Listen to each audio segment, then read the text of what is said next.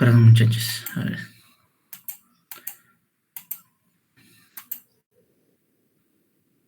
Ahora sí, vamos a empezar entonces con la clase del día de hoy. Vamos a retomar lo que hemos estado viendo el día martes, ¿correcto? A ver,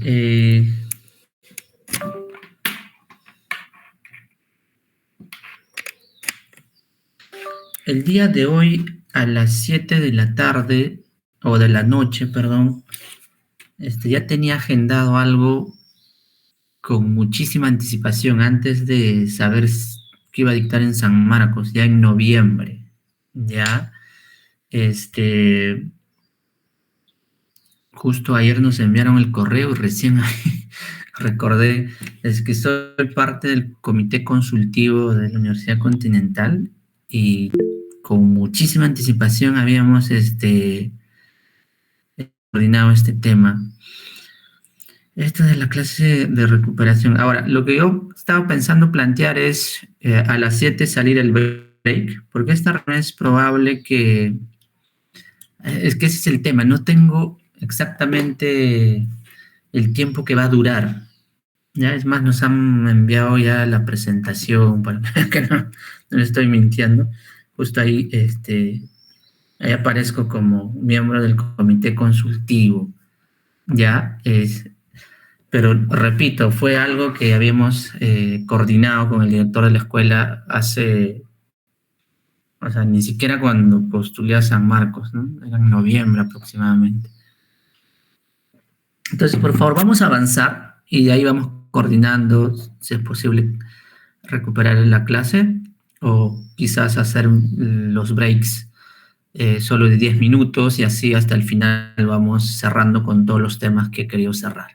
¿Correcto, muchachos? Entonces, vamos a avanzar, por favor. Hoy día voy a explicar bien, digamos, la aplicación en PPT. De ahí seguimos trabajando el sábado y quizás hacemos modelos de elección discreta, sábado y martes, y el jueves hacemos todas las aplicaciones en el laboratorio, ¿ya? Pero sabiendo ya qué cosa es lo que vamos a hacer en el software. Eso es la idea entonces de la clase del día de hoy. A ver, entonces hemos estado hablando de este problema de endogeneidad. A ver, un momento. Ya de este tema de endogeneidad. Ok, no puedo. Ahora sí. Ya, el problema de endogeneidad es cuando se violan estos dos supuestos, ya, supuesto 1, supuesto 2.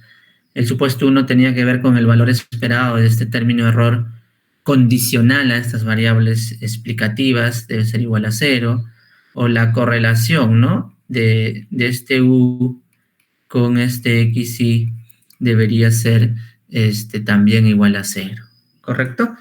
Entonces, si nosotros violamos este supuesto, a estos dos supuestos en conjunto se llama exogeneidad, es decir, las X son exógenas.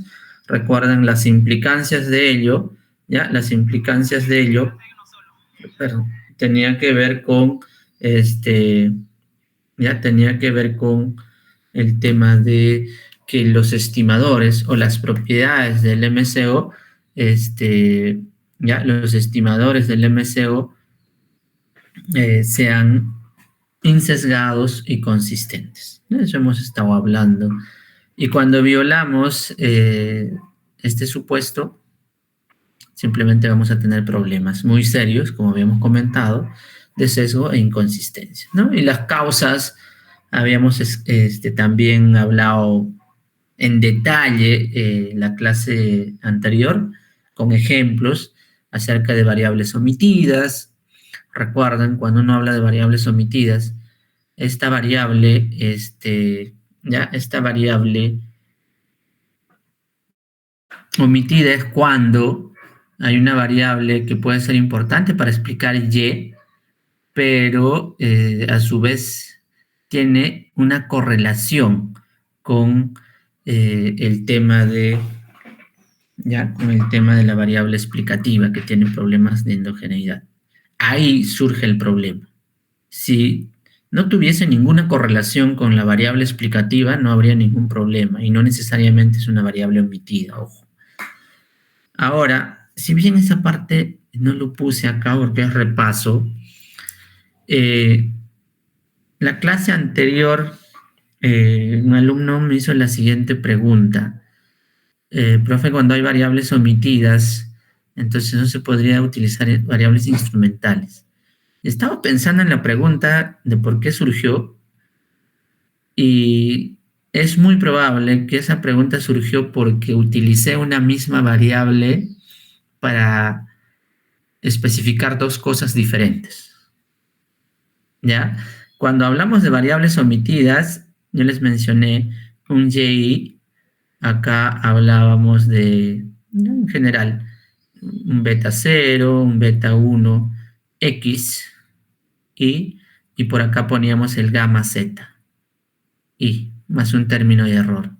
Ojo, este z en este contexto no tiene nada que ver con el instrumento, ¿ah?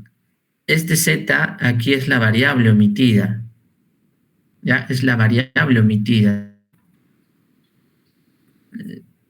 Solo por, o sea, lo ideal hubiese sido quizás utilizar otra variable, ¿ya? Para indicar que es una variable omitida y así no se me confundan con este z. Este z sí es instrumento, ¿ya? Este z sí es un instrumento, ¿correcto? Entonces, es importante, no tienen nada, o sea, estos dos zetas no son lo mismo.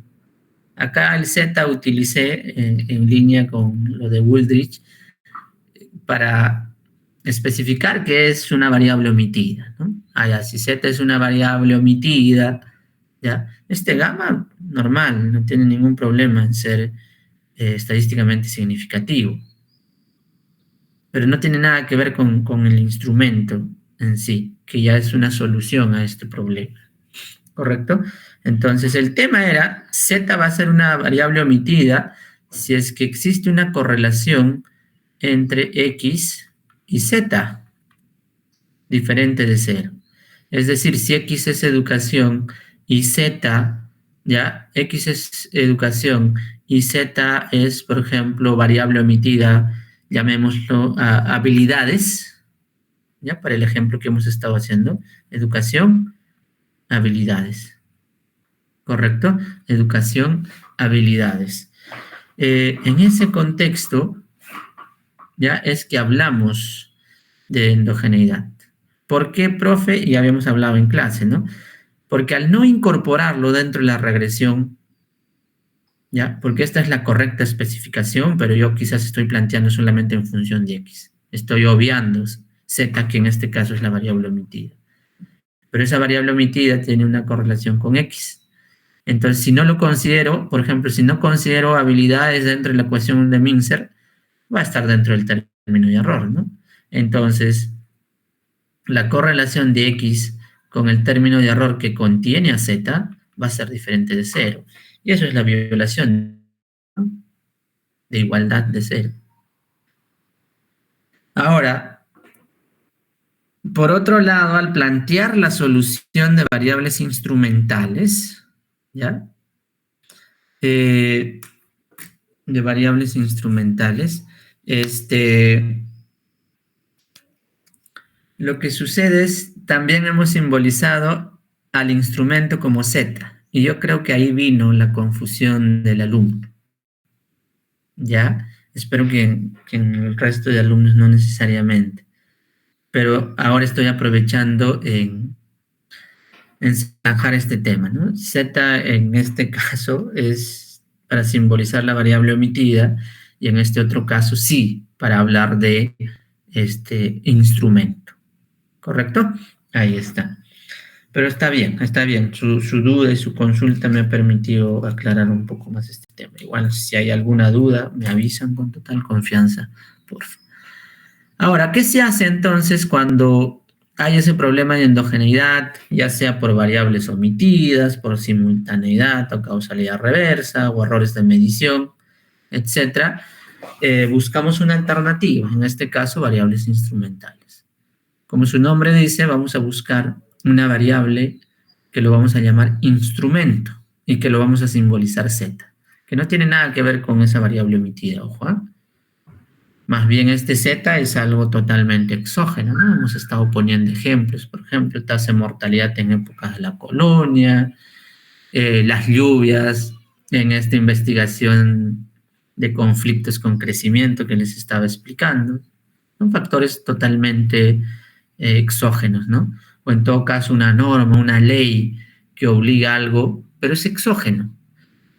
¿Ya? O la distancia de tu casa a la escuela, o la distancia, por ejemplo, de un ojo de agua hacia una mina, todos son factores totalmente exógenos, ¿no? O la dotación de recursos en un determinado lugar, etcétera, etcétera, son temas totalmente exógenos. Y cuando uno busca instrumentos, trata de buscar ese tipo de instrumentos en un escenario ideal, ¿no? Pero ese instrumento Z no puede ser cualquier instrumento, cualquier variable, sino deben cumplir estas dos condiciones, ¿no? La de relevancia, que es simplemente la covarianza o la correlación entre la variable que tiene endogeneidad y ese instrumento sea diferente, y la de exclusión, más bien el término de error de la regresión original con ese instrumento se.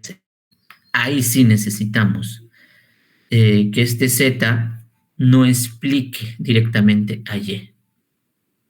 ¿Correcto? Porque estamos hablando de un instrumento. Entonces, profe, ¿cómo va a explicar a Y? De manera indirecta nada más a través de X. ¿Correcto? En ese proceso viene el método de estimación en dos etapas. Y en ese contexto lo que vamos a, en ese contexto lo que vamos a hacer es lo siguiente. En una primera etapa,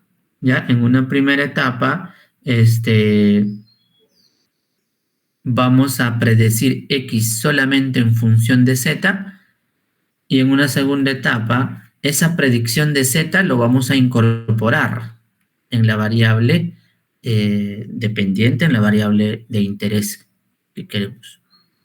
¿Correcto? Entonces vamos a tener una primera etapa y una segunda etapa. Y de ahí vamos a ir ahora, sí, a ver toda esta parte, de ahí es donde vamos a ir al software, ¿ya? Primero quiero explicarles que tengan las nociones claras, después de hacerlo en el software. Parece que tengo una pregunta, perdón, a ver. Sí, profesor, en la última parte de la predicción de X. Ya, vuelvo a explicar esa parte entonces, ¿ya? Ahí está. A ver, regresamos. La regresión, recuerden de la primera, de esta parte, esta es la regresión. Esta es, también se le llama la ecuación en su forma reducida. O sea, acá lo que vamos a regresionar inicialmente es X, ¿ya? Va a estar en función de gamma más este delta, Z, que es el instrumento, más un término, vamos a utilizar el mismo, U, ¿verdad? Más un término U. Esa es la regresión que voy a estimar. Entonces lo que hago es agarrar MCO, ¿no? Vean, es mínimos cuadrados, pero es en dos etapas. Entonces en la primera etapa aplico MCO para estimar esta regresión, y cuando estimo esta regresión, entonces voy a tener, ya con MCO, ¿qué voy a tener? Voy a tener este gamma, que es el intercepto estimado, gorro, todo eso son estimados. Esto también estimado, y también esto estimado. ¿Correcto? Ahí está. ¿Qué más? ¿Qué más? ¿Qué más? Una vez que ya tengo la estimación, entonces puedo reemplazar los valores de Z, y recuerden esto en promedio debe ser igual a 0, por eso que desaparece, en una predicción desaparece. Es por eso cuando yo reemplazo valores de Z ya teniendo estimados estos parámetros, ¿ya? Al tener estimados estos parámetros, ya puedo predecir X en función de Z. A eso es lo que lo llamo predicción, ¿ya? Predicción de Z. Perdón, de X en función a Z. Y una vez que ya logré hacer esa predicción, tranquilamente, puedo hacer la segunda etapa, ¿no? Entonces vean, Y ya va a estar en función no de X tal cual, sino de la predicción de X, y esta predicción de X solo depende de Z. Y recuerden la condición de exclusión. El término de error con Z no debe estar correlacionado. Por lo tanto, ahora sí logro, ¿no? Que la correlación de esta predicción de X, que es mi variable independiente, con este término de error, sea igual a 0. Y eso sí permite ya tener un X exógeno. Y por ende, tener un estimador insesgado y consistente. Y ya está. ¿Correcto? No sé si quedó claro o me avisan, por favor. Un momentito nada más, por favor.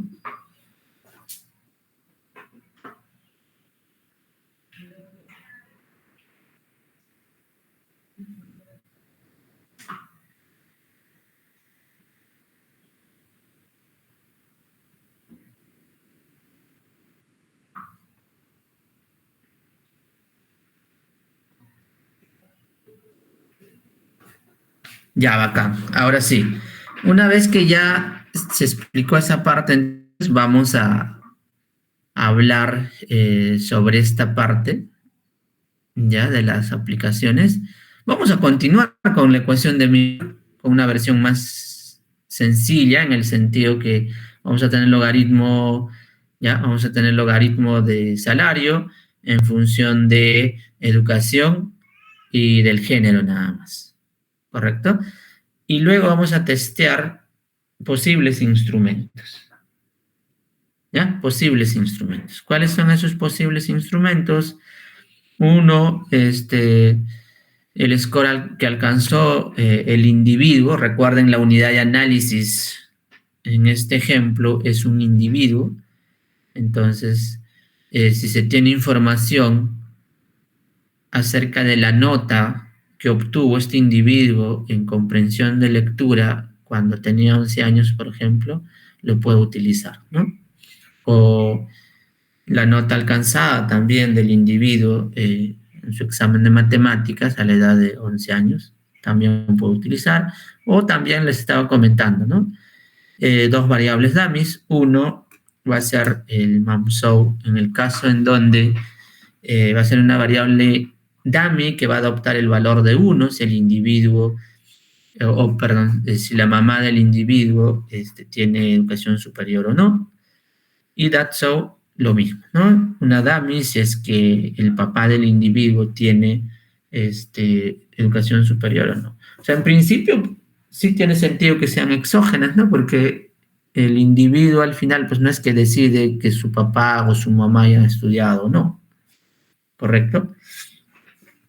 Entonces vamos a empezar con estos resultados, como les decía, ya luego vemos en el laboratorio para que ustedes repliquen cada uno de estos resultados de estas tablas. Esto simplemente es aplicando el sub, es un resumen, y habíamos empezado, ¿no? A entender en la clase anterior. Entonces veíamos, por ejemplo, logaritmo del salario, máximo mínimo, casi 50% de esta muestra es mujer, años de educación promedio. Ojo, acá se habla de años de educación, pero superior, ¿no? Después del colegio. La nota promedio en comprensión de lectura, en matemáticas, y el porcentaje de madres que tienen educación superior, ¿no? 27%. Casi 22% de los papás también tienen educación superior. Entonces, lo primero que vamos a hacer, ¿ya? Bueno, siempre uno tiene que tener objetivos de la investigación, ¿verdad? Entonces, el objetivo va a ser identificar el efecto causal. no siempre voy a estar estimando al hacer econometría un efecto causal. Muchas veces se hace simplemente una correlación, pero con correlaciones no podemos tomar decisiones de política. Recuerden nuestra clase, una de las primeras clases donde hablábamos la diferencia entre correlación y causalidad, ¿no? La correlación no sirve para tomar decisiones de política. Una correlación no implica causalidad. En cambio, una causalidad sí implica correlación. En ese contexto, teniendo un objetivo, planteo mi modelo econométrico. Planteando mi modelo econométrico, ya puedo indicar lo siguiente: el logaritmo de wage, ya el salario va a ser alfa, y este beta es lo que me interesa, ¿no? Educación y female. Pero claramente, aquí, luego de haber discutido en la última clase, de manera amplia, es muy probable que tengamos ya este beta estimado por MCO que sea sesgado. O sea, hay problemas de endogeneidad, ¿ya? Es decir, que el valor esperado, la correlación o covarianza de la educación con este U va a ser diferente de cero, cuando el supuesto me indica que debe ser igual a cero. Y eso indica una posible endogeneidad, ¿no? En la educación. ¿Correcto? Ahí está. Entonces, a pesar de haber identificado que hay todos esos temas, vamos a estimar con MCO. Ya, vamos a estimar con el MCO. ¿Y qué resultados obtenemos? Es una ecuación sencilla, ya hemos ido a otro nivel también incorporando cuadráticos, interacciones, todo.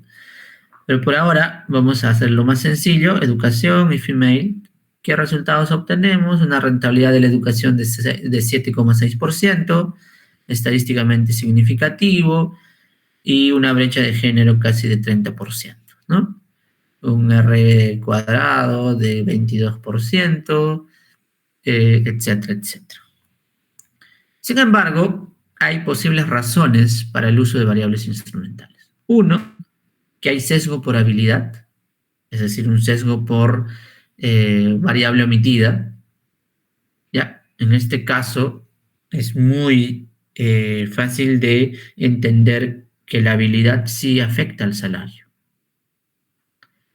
Pero no solamente eso, sino que la habilidad está correlacionada con la educación. ¿Ya? Cuanto más hábil seas, te van a pagar más, y cuanto más hábil seas, no vas a tener problemas en realizar tus estudios superiores. ¿Correcto? Y como la correlación, en este caso, recuerden, la correlación entre educación, que es la variable que tiene endogeneidad, y habilidades, que es la variable omitida, es mayor a cero, tranquilamente ya sé que el sesgo es hacia arriba. También hemos discutido en la clase anterior. Y por otro lado, tenemos error en la medición de la variable. ¿Correcto? Error en la medición de la variable educación. En este caso son años, ¿no? De educación superior. Pero realmente esos años se está recogiendo, por ejemplo, temas de calidad también, les decía, ¿no? Tranquilamente pueden ir a una universidad chicha y hacer tu maestría, tu doctorado y todo, tienes muchos años de educación, pero no necesariamente el mercado reconoce, digamos, a esas universidades. ¿Queda? Entonces, hay errores de medición en este caso. No sabemos cómo se mide. Al final, o en todo caso, ya años de educación, pero lo que no está capturando es un tema de calidad, ¿no? Y en ese caso, cuando hay errores de medición, vamos a ver que el sesgo más bien es hacia abajo. ¿Ya? A eso se le llama sesgo de estimación. ¿Correcto? Entonces, vamos a tener, por un lado, sesgo por variable omitida, que sabemos por teoría que el sesgo va a ser hacia arriba, ¿correcto? Es decir, si solamente se da el sesgo por habilidades, recuerden acá el beta por MCO, ¿ya? Acá el beta por MCO es igual a 7,6%, ¿no? ¿Qué quiere decir sesgo hacia arriba? Que el verdadero beta estaría por debajo de este estimado por MCO. Ejemplo, no sé, 5%. En cambio, el sesgo hacia arriba, el sesgo hacia abajo, el sesgo de atenuación, ya indica que este 7,6% está subestimado.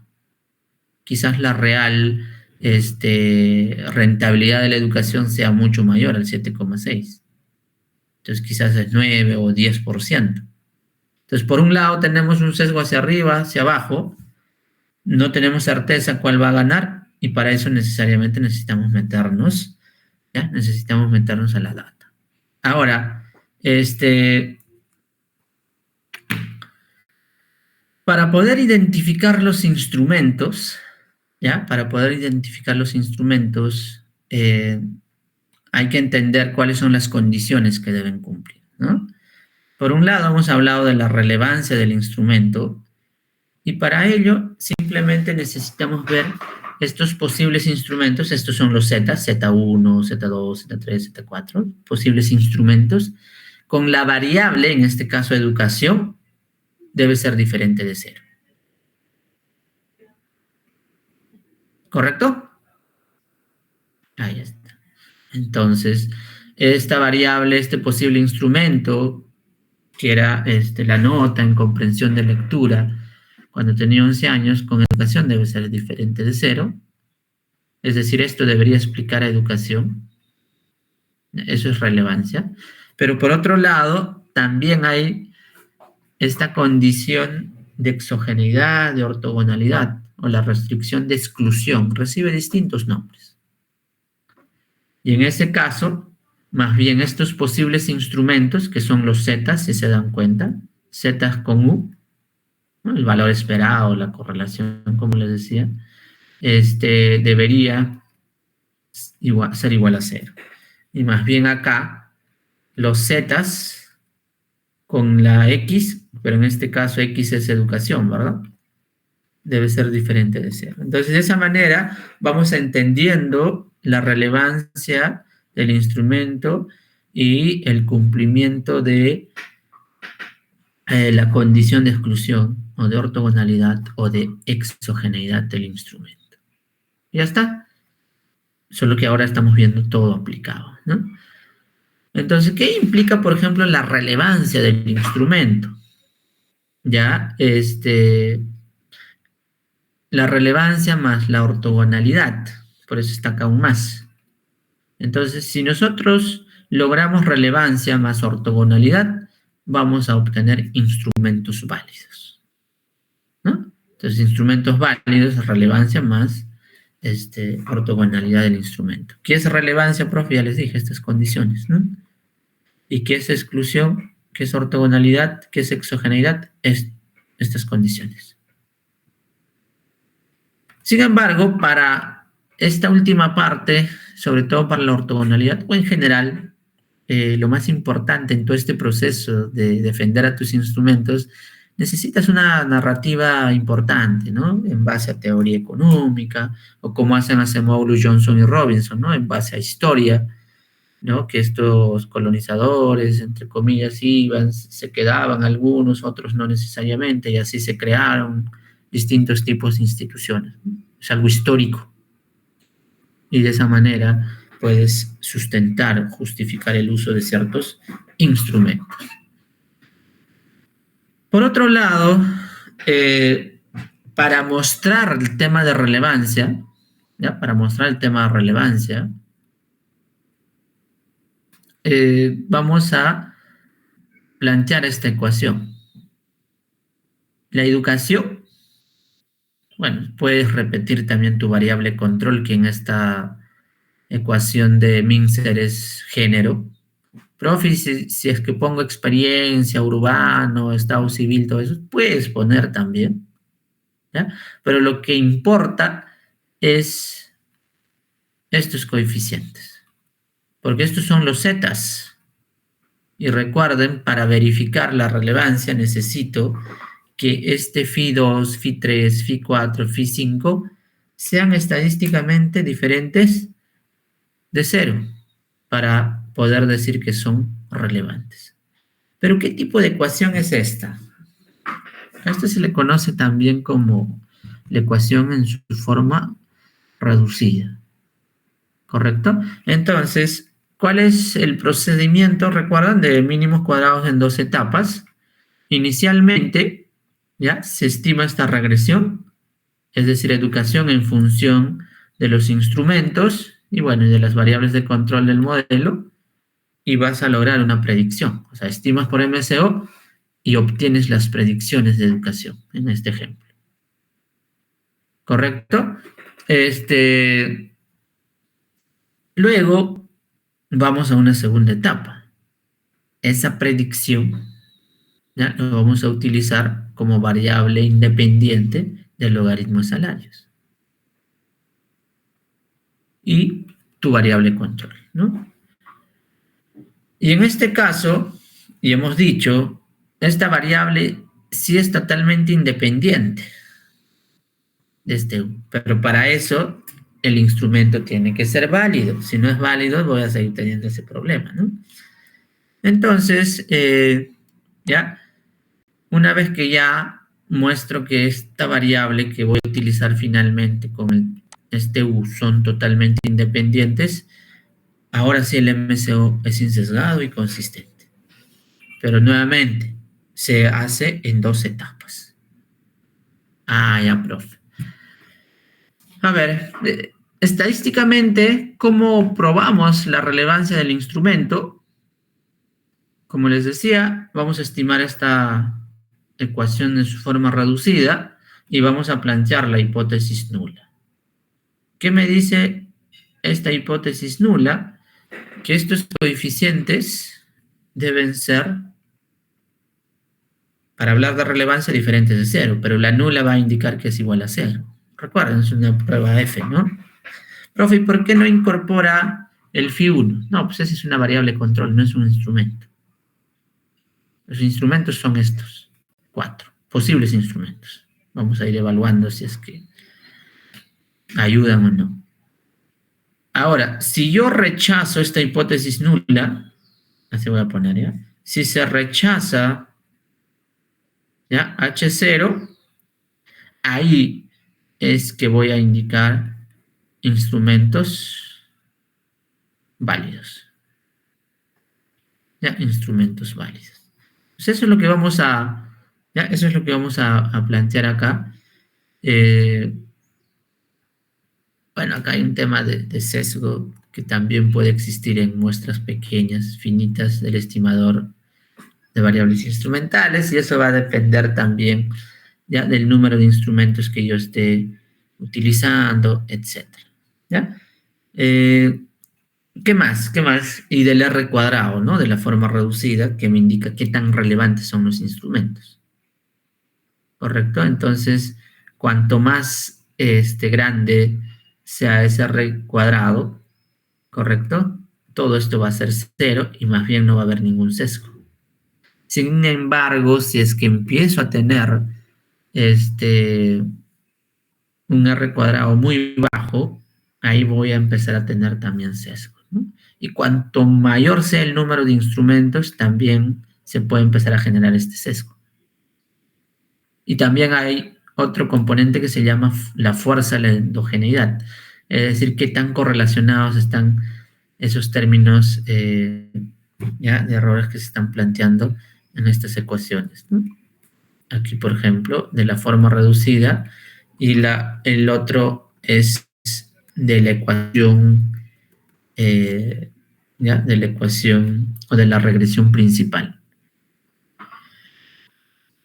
Repito, o sea, Hahn y Hausman muestran que también en variables omitidas pueden haber sesgos si es que tienes muestras finitas, ¿ya? ¿Y cuándo va a ser ese sesgo más importante? Número 1, cuando empiezas a tener muchos instrumentos. La idea tampoco es tener muchos instrumentos. Puedes tener más de un instrumento para una misma variable, ya les he dicho, pero no necesariamente que tengas 10 o 20 va a ser mejor, porque puedes empezar a generar sesgo. Lo otro, qué tan correlacionados pueden estar estos términos de la forma reducida y de la regresión original o principal, y qué tan relevantes son los instrumentos. Cuanto más grande sea el R cuadrado, mucho mejor, menos sesgo. Y también del número de observaciones, ¿no? Cuanto más grande sea el tamaño de tu muestra, mucho mejor. Porque si ese n tiende al infinito, vean en el denominador, no hay sesgo, todo esto se hace cero. Ahora, ya, vamos a ver, esto es lo mismo que les he mostrado en la lámina anterior. Entonces, acá incluso puedes hacer cálculos, ¿ya? Puedes hacer cálculos acerca de este sesgo que podría haber en muestras finitas en el contexto de variables instrumentales. Para este ejemplo en particular, donde tenemos 10 observaciones, donde tenemos un R cuadrado de casi 0,40, ya de la correlación, por ejemplo, entre estas variables, las variables de errores y el número de instrumentos, sale un error bastante bajito, casi cero, ¿no? Entonces, digamos, eso es importante, ¿no? O sea, no hay un sesgo importante, o sea, es el tercer decimal, como se dan cuenta. Ahora, ¿cómo estimo una regresión con variables instrumentales? Ya les dije. Luego ya vamos a hacer esto en el software en particular, pero vamos entendiendo entonces, ¿ya? Cuando uno aplica este comando, vean, simplemente adelante lo estamos poniendo el IVREC, ¿ya? El IVREC de variables instrumentales. Escribo mi variable dependiente y luego escribo la variable que tiene problemas de endogeneidad, que en este caso es educación, entre paréntesis, y lo igualo a todos los instrumentos. Cierro paréntesis. Profe, si tengo más variables de control, normal, acá sigue citando, ¿no? Experiencia, urbano, las interacciones, lo que quieran. Pero acá tienes que especificar, ¿ya? ¿Cuál es esa variable que tiene endogeneidad? Y decirles cuáles son los posibles instrumentos. Y cuando eso lo ejecutas, este es el tipo de resultados que vamos a obtener. Vean ese cambio importante que hemos tenido. Recuerden, el beta estimado por MSO era aprox 7,6%. Vean ahora el beta estimado por variables instrumentales. Aprox 11%. Entonces habíamos estado discutiendo hacia dónde iba el sesgo. Porque por variables omitidas el sesgo era hacia arriba, pero por errores de medición el sesgo era hacia abajo. Pero como nos damos cuenta, el sesgo es hacia abajo. Porque ahí vi que está corregido por es aprox 11% y el otro que no está corregido es 7,6%. Entonces, ¿qué quiere decir? Que para esta data, errores de medición tiene un peso más importante, porque te genera más bien que el sesgo sea hacia abajo. ¿Correcto? No sé si me he dejado entender. Cualquier duda me avisan, por favor. Y acá te sale cuál es la variable instrumentada, es decir, la variable que tiene problemas de endogeneidad, y cuáles son los instrumentos. ¿Correcto? ¿Cuáles son los instrumentos? Y una vez que ya se ha hecho esta regresión, ojo con IB, lo que podemos hacer es capturar, ¿no? Capturar nuevamente los residuos. ¿Para qué, profe? Para poder hacer la prueba de Sargant. Profe, ¿y acá por qué no nos sale la primera y la segunda etapa? Ya en el laboratorio les voy a enseñar un comando. Mira, si a esto nada más lo pones un coma y lo pones first,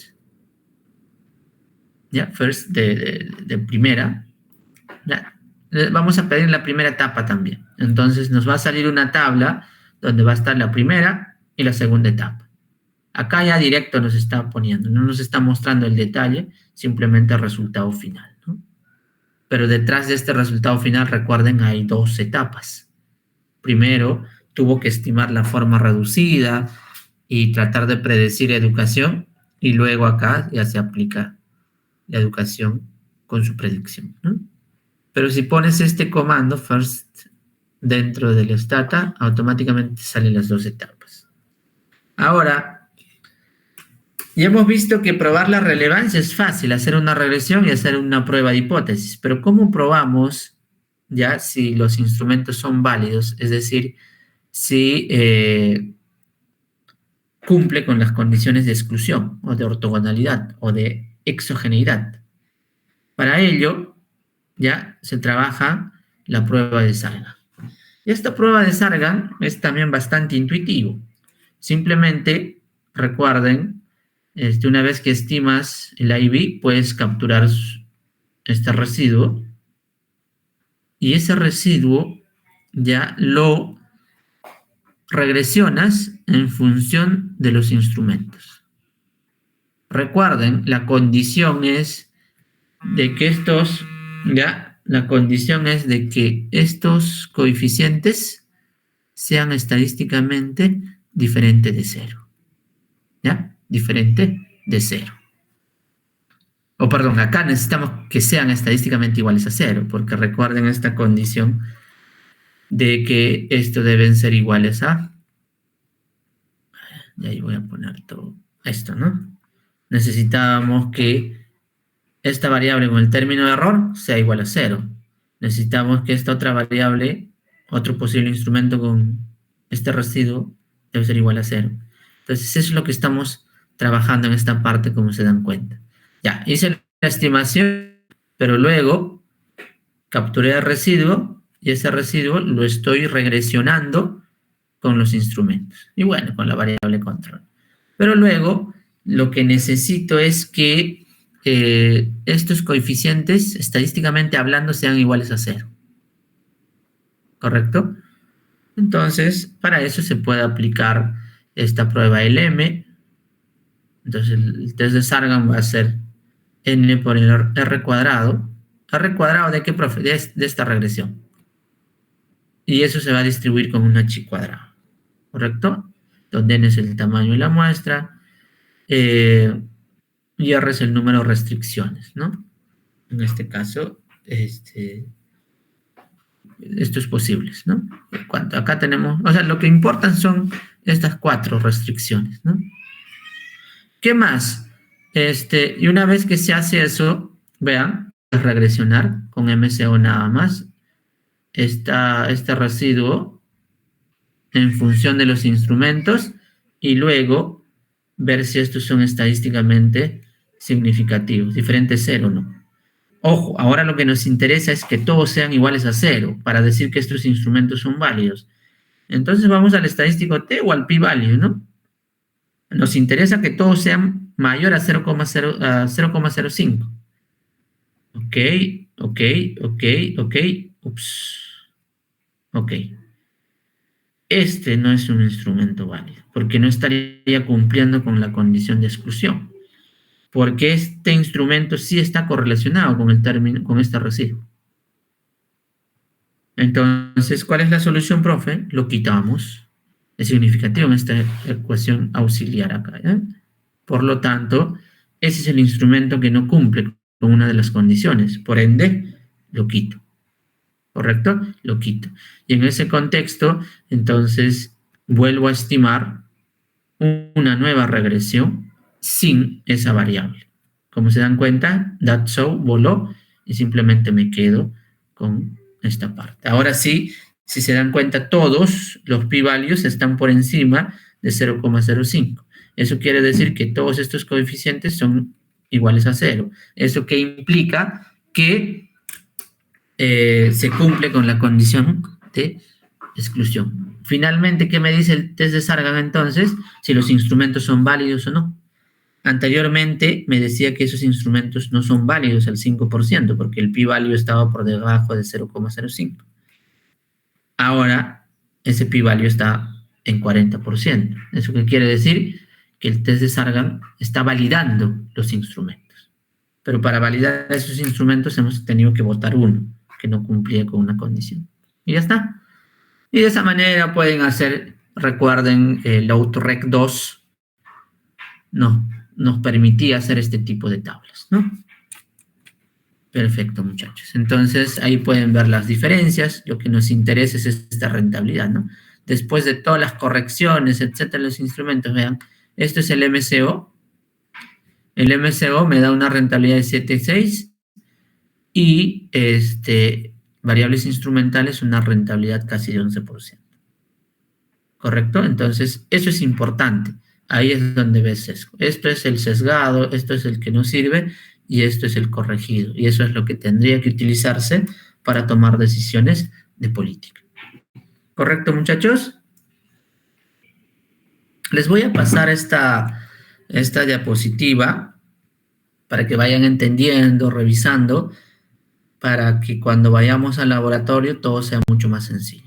Si no, siento que solo algunos replican, pero no van entendiendo qué es lo que estamos haciendo y cómo se interpreta, ¿no? Y eso es al final lo que más me importa. Listo, muchachos. Entonces, como les había dicho, ahorita tengo que entrar, ahí son muy puntuales, a dicha reunión. Voy a mantener esto, les voy a pasar, pero no sé si tienen preguntas, dudas, Profesor, muchachos.